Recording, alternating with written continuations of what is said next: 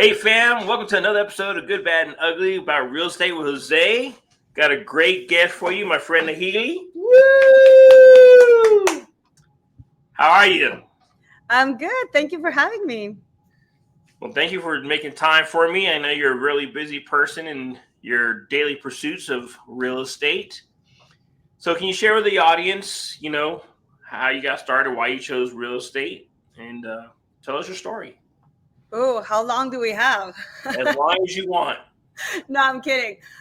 Real estate is obviously my passion, as many know. But for your audience who don't, I've been in real estate for more than 20 years. I started around when I was maybe 21, but my family all come from real estate. My dad and my brother are real estate developers.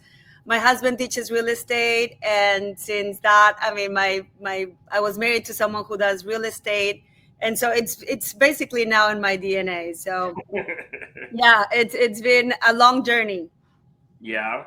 So when you got into real estate, where did you start? Did you start as a realtor? Did you actually start as an investor? Actually, it was a funny story. I did not start as any of those. It just kind of fell on my lap. I was very young. I studied law in Mexico, and I went to Washington, D.C. to do an internship at a lobbying firm. And I was just, doing the conservative way, politics. My grandfather was a politician. My dad studied law, even though he's a real estate. And I wanted to follow their steps. My grandfather have given me his glasses to continue his legacy. So I was super ready to just go and tackle that whole vision.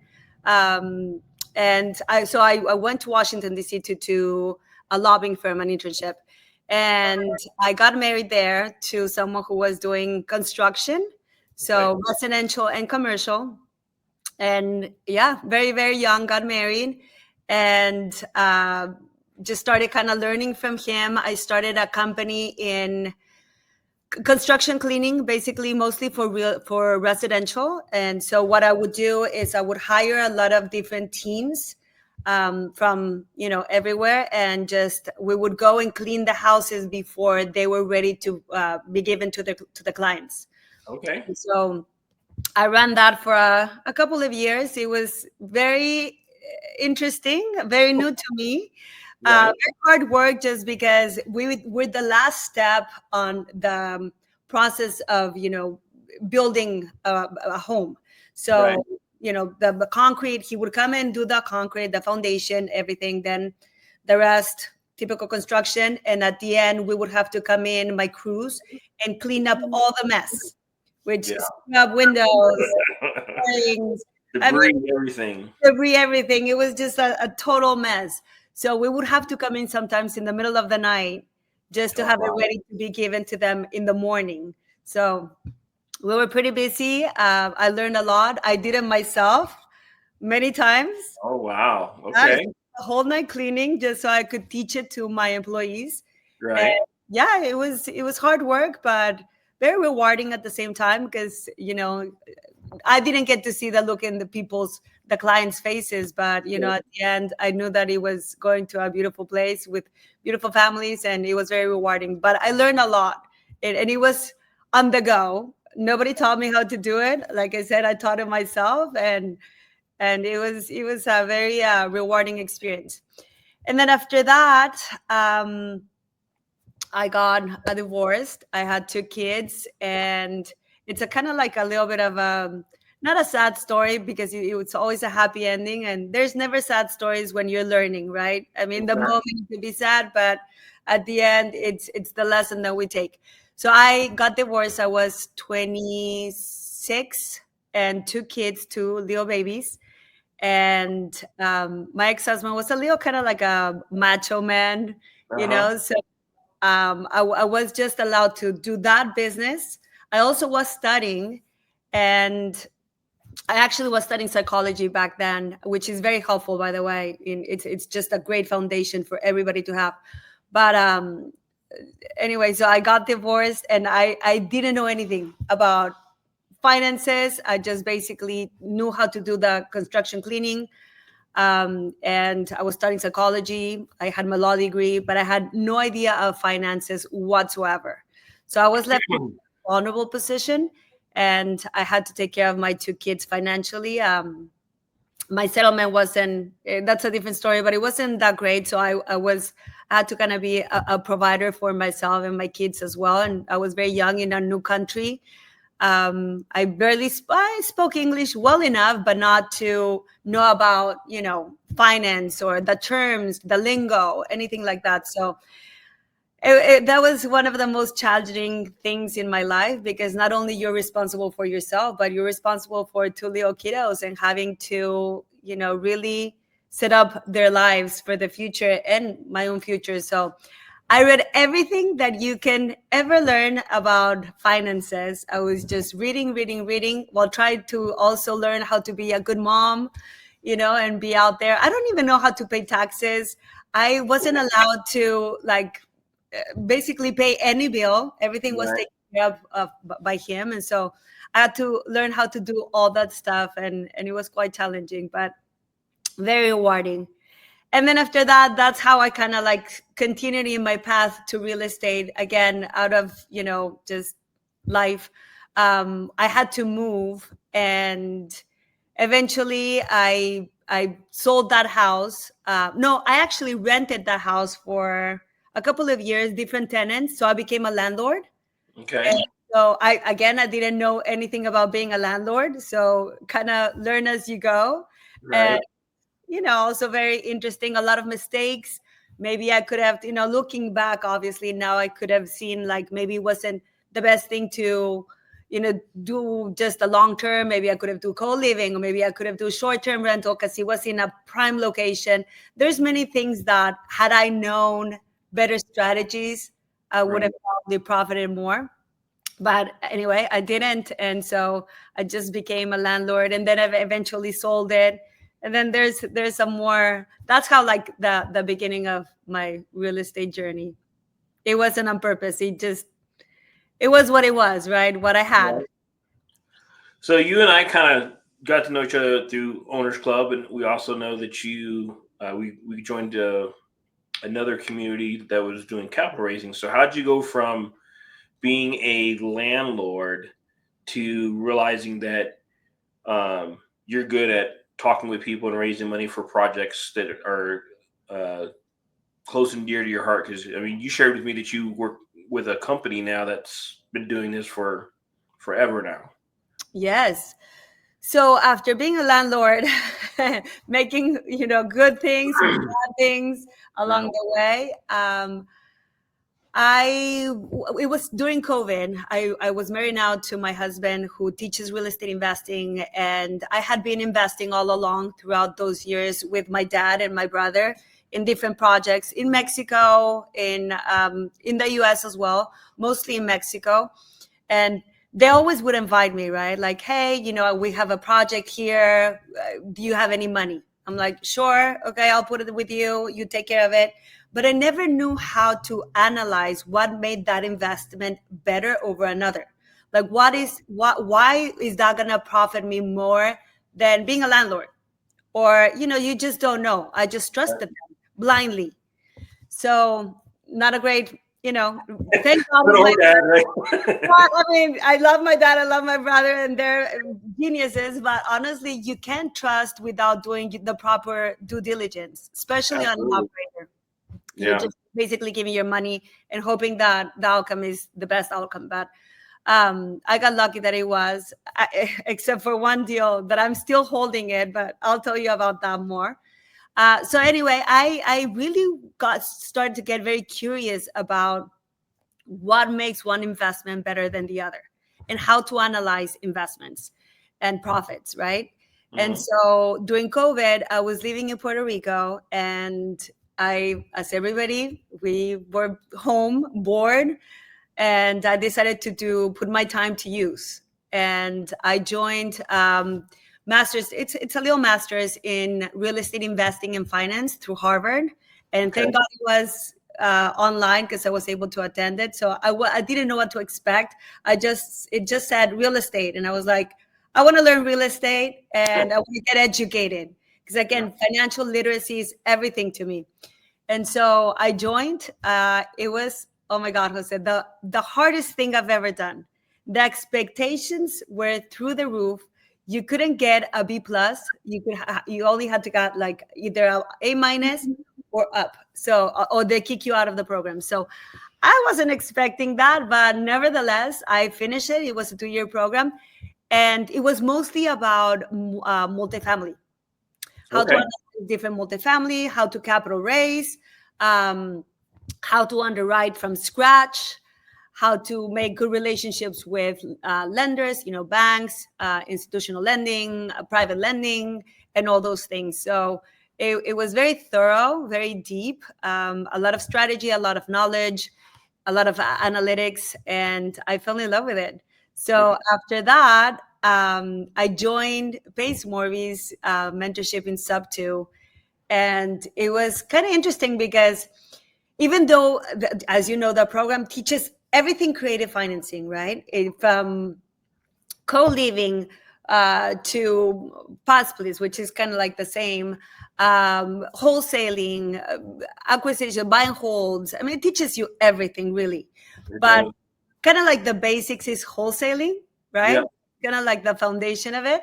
So I was like, okay, I can do this. I'm gonna start wholesaling, and so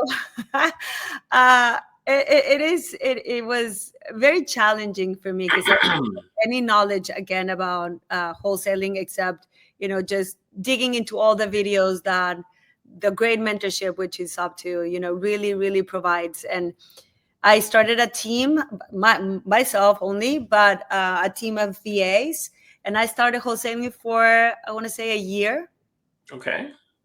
That presented challenges as well, but I realized quickly that that wasn't for me. I did close a lot of deals, and to your point and your question, that's when I realized that I was kind of good at listening. And I say that because my background, my studies in psychology really did help to listen to the sellers, the property owners wanting Right. to sell their house, and have that empathy, right?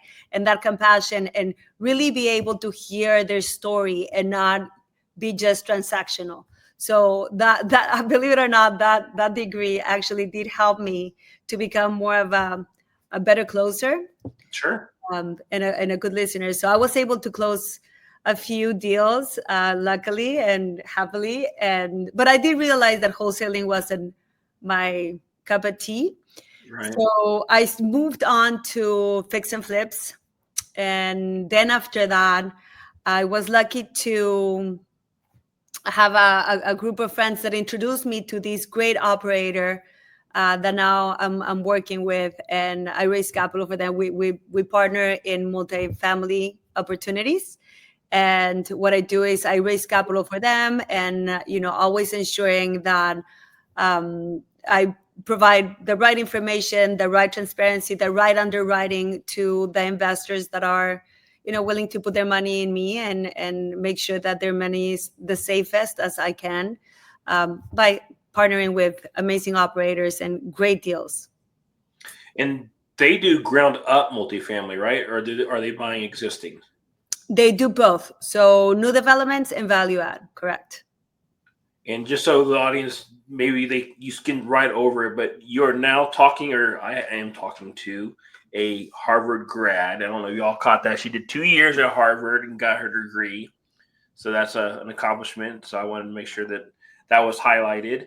Oh, thank you. Um, so you do capital. So you said you learned it mostly through your educational program. So what are maybe some key things that you could share with the audience that um, for underwriting? What are some maybe like 3 or 4 things that people might want to pay attention to if they're trying to analyze a deal?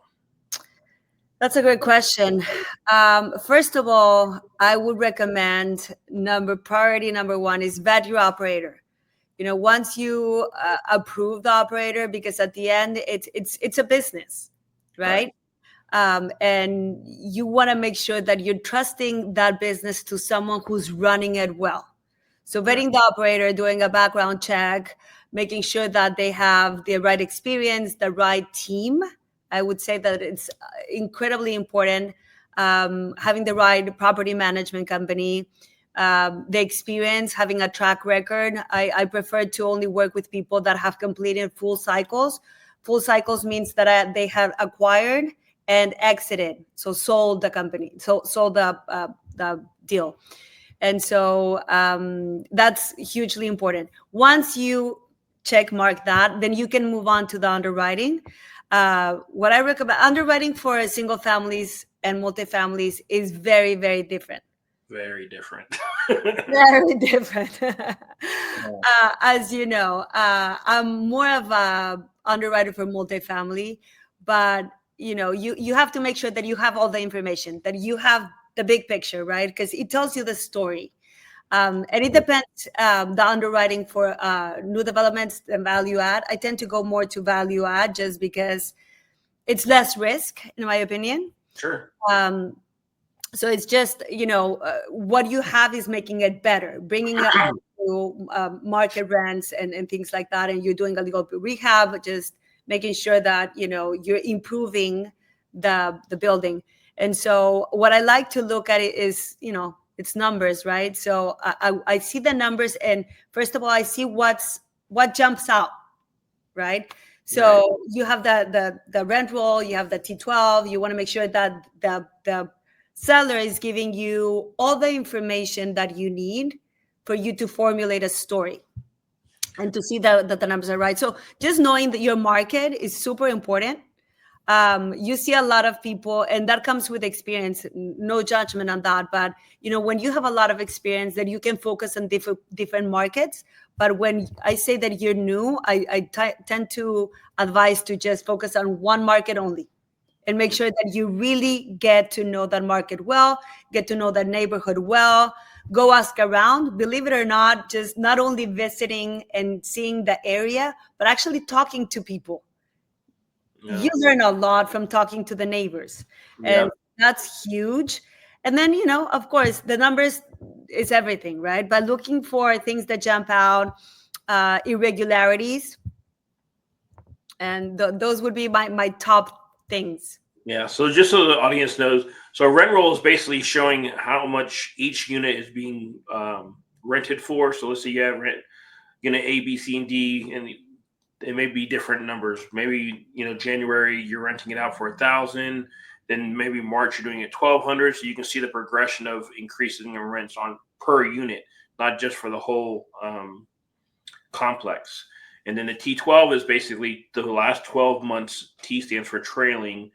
It's the last trailing 12 months of income and expenses, and then it gives you what your net operating income is, so you can kind of get a picture of the health of the asset. And then you also want to make sure you're getting a good cap rate, and that's something that's specific to each market. So curious, it seems like you've had to reinvent yourself through your journey. Are you sharing this growth with your daughters? Do they show any interest of wanting to be in real estate? That's a great question. So actually, my son is now, we're both taking, yeah. So I would say that number one thing to get really good at is underwriting. That's one of the best skills you can have. Capital raising happens to be another one. Everybody needs money. Exactly. And, the world can fall apart, but if you know how to raise money, you're going to be needed anywhere, everywhere, right? So you're going to have always an opportunity somewhere if you know how to raise money. So that's probably the best skill anybody can have. Second skill would be underwriting. So I'm always upping my game. I have a passion for growth and for achieving excellence. So we're doing a new course in underwriting together, because he really wants to get into multifamily investing. So that's super exciting that we can both be on the phone and, looking at the numbers. And he lives in Denver, so we do it on the phone or by Zoom. And we're always, feeding each other, and it gets really exciting. My other daughter, she's very creative. So she's more into interior design. So she's Okay. still kind of like a little bit of real estate, but more Sure. into like the creative side of it, which is fascinating. I love interior design. I studied that as well. And then my two younger daughters, one is 14. She wants to be a firefighter. First responder, actually, first responder, not firefighter. She always corrects me, no, mom. So she's doing that, and then my youngest, she's too young, she's 10. But I think that the youngest is just gonna take over everybody's businesses because she's just way too smart. I can't keep up. That's tough. I have the same thing with my kids. Like they're all over the place. None of them, only one out of four wants to kind of get involved in real estate. My son kind of wants to. He's more of a he wants to invest, like buy property and then, you know, kind of house hack. Mm. So I got two maybe out of four that want to house hack or be involved in real estate. My youngest, my baby girl, she's just about finding a way to make her money grow. She'll be like an LP in a more than actually uh, investing and playing with a number. She's like, as long as my money grows, I don't care. That's really all that matters. I mean, you hear a lot of different investment vehicles, right, to grow your money, but I still believe that real estate is it's the most solid one for creating generational wealth. So she's on the right path. I mean, that's fine. I agree.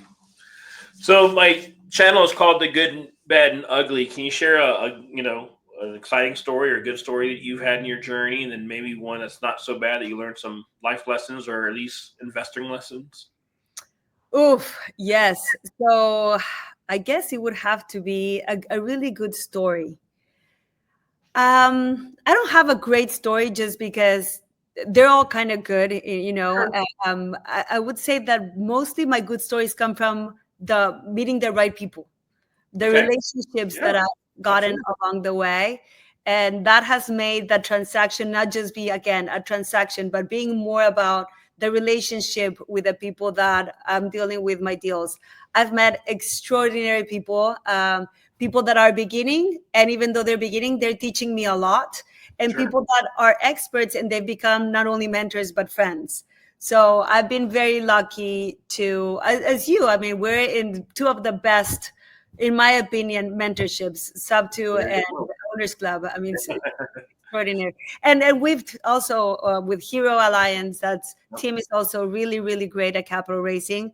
Um, we've just been very lucky to meet people like that, right? That have the same vision, the same goals, like-minded people that we can talk, and it's kind of like the same language. And I feel just very understood. Some of my friends that are not in real estate or necessarily, you know, mostly not in real estate or business owning, because it's Yeah. one of the same. They tend to be like, Why are you doing this? Like, why do you work so much? Like, who's chasing you? You know, like Right. why?" Exactly. And I'm like, because I love it. I just love it. And I love talking to people that are like that. And, you know, I save my conversations for like-minded, you know, individuals and people, because some of my friends, even though I adore them, they're like, just, they don't understand. So just having that, real estate has given me that, you know, the relationships that I cherish right now so much. A bad story, man, I do have a bad story. My first flip, and I'll tell you why. I joined a group as a, I have a license in real estate as well. I'm a realtor. I don't want to say I don't practice it, but I rarely practice it just because my focus it's more on holding or investing or flipping, right? Not necessarily selling it. So, but I did join a group in San Diego of flippers, and I was very active with them, but you know, not flipping myself. So I learned a lot, and there was a point that I said, you know, I can do this. Why not? Let's do it. But the market in San Diego, California, you know, some people love it, most people not. So Right. I'm the ones that don't. So I'm like, I'm not gonna do it in San Diego. So I chose North Carolina. I visited North Carolina, Charlotte once. My husband was teaching there at the moment, and I was like, "Babe, let's go find a flip." And he's like, you go find the flip. I'll be teaching here. I trust you. I'm like, okay.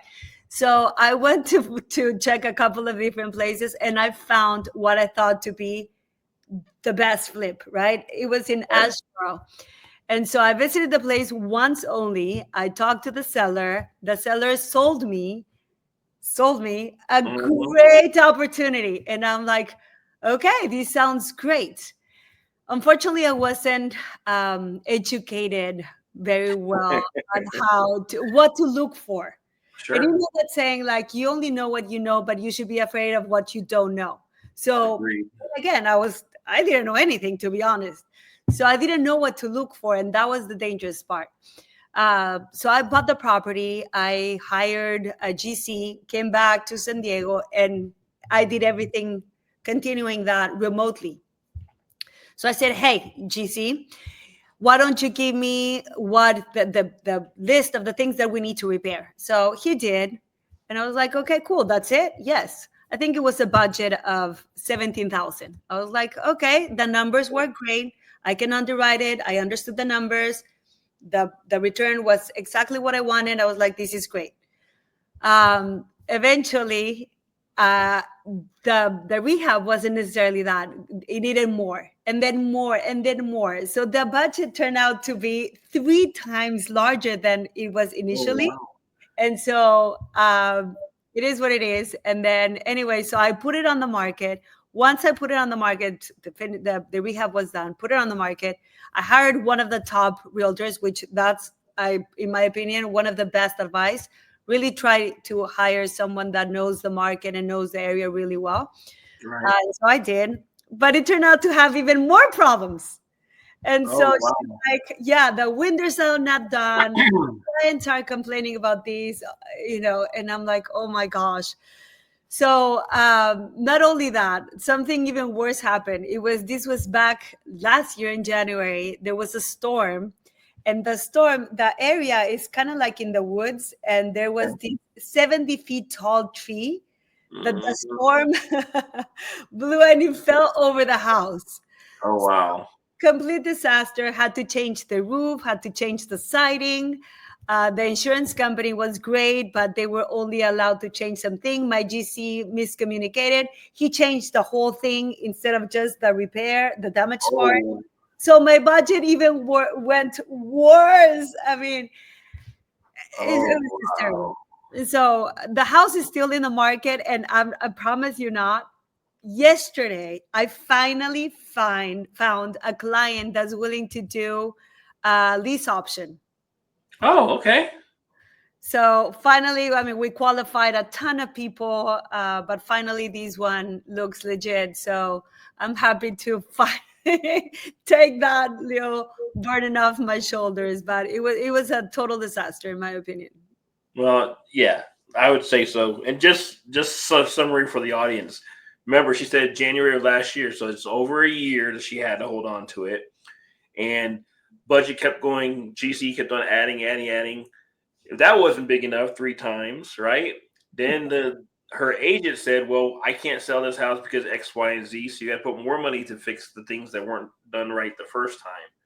So this is the bad part about being in real estate, right? Where if you don't get the right GC or the right contractor to do things, it could cost you an arm and a leg. So it's one of the things you need to make sure when you're deciding that you want to do a fix and flip that you are partnering or hiring the right people, because getting the wrong people to do the job can only cost you more money. It's better to get. Sometimes it's better to pay the guy with the highest quote than to go with the lowest guy, because you'll end up paying 2 or 3 times more. Not that this is what happened to you, but usually the lowest guy doesn't really know what they're doing. The guy that knows is the one that's charging a lot, because you're paying for his experience and his ability to at least stay on time, which I'm with you. I've had that problem with the contractors, so yeah, it's kind of close and dear to my heart. So You summed it up really well. I couldn't stress more the importance of having the right team if you're going to go, especially always, right? But especially if you're going to go remotely, you need to have someone, again, that you trust. And it's not that I didn't trust him, it's just that he wasn't experienced enough, and I should have vetted him better. I should have asked around for reputation, past projects. I did ask for one past project, and he did show me, but it was not enough. I should have done more of my homework. Yep. Again, visited more the neighborhood, because it turned out that it wasn't in a prime location either. Yes, this company is going to come and they're going to build all these things, and it's going to promote jobs and things like that. And the zoo is 5 minutes away. Yes, but it's not. I mean, the location isn't ideal. So, Right. mistake number one, the market. Sure. Mistake number two was not getting the right team. Right. And so, yeah, and this miscommunication, honestly. So, it's very important. You said it very well. So, mistakes that Right. can be avoided. I'm glad you finally got a solution to that problem. You know, it could be so much worse. I know a lot of, I won't say a lot. There are some people that I've been associated with in the past that they had to let it go. They had to give it back to the lender because they just couldn't support the project any longer. It just got that out of budget. And a lot of people they're new, right? So they didn't have a lot of money to begin with. So if a project that they thought was going to get done in, let's say, 12 weeks ends up being 36 weeks, they didn't have the reserves for that. And if you're living a paycheck to paycheck trying to do a fix and flip, you don't have what you don't have, and you can only borrow so much from people before they're like, well, I can't give you any more. I'm not willing to give you any more. So I'm glad your story doesn't have that bad ending. Yes, it could have, but yes, and I'm lucky to be able to hold it on, and kind of like eating the holding costs. But yes, it can get very messy, can get very dark because you are liable for that. So, Yeah. and it's your reputation at the end. Once you miss one payment, it's very hard. And then if you want to continue flipping, the reputation comes along, is like, well, you failed on your payments, you can't. So it's very important to have, like you said, those reserves as well.